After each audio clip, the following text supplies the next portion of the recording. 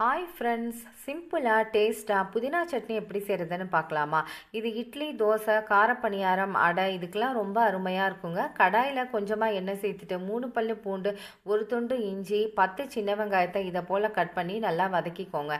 இது கூடவே ஒரு சின்ன துண்டு புளி, 3 பச்சை மிளகாவையும் சேர்த்து நல்லா வதக்கிக்கோங்க. பச்சை மிளகாய் உங்கள் காரத்துக்கு ஏற்ப சேர்த்துக்கோங்க.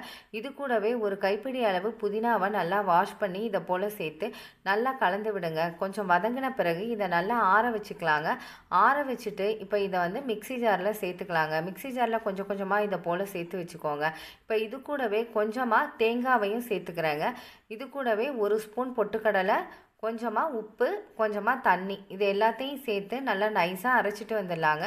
இதை போல் அரைச்சிட்டு இப்போ இதை ஒரு பவுலுக்கு மாற்றிக்கலாங்க. இப்போ இதுக்கு தாளிப்புக்கு கொஞ்சமாக எண்ணெய் சேர்த்து கடுகு, உளுத்தம்பருப்பு, கருவேப்பிலை இதை எல்லாத்தையும் சேர்த்து தாளிச்சிங்கன்னா டேஸ்டியான புதினா சட்னி ரெடிங்க. நீங்களும் ட்ரை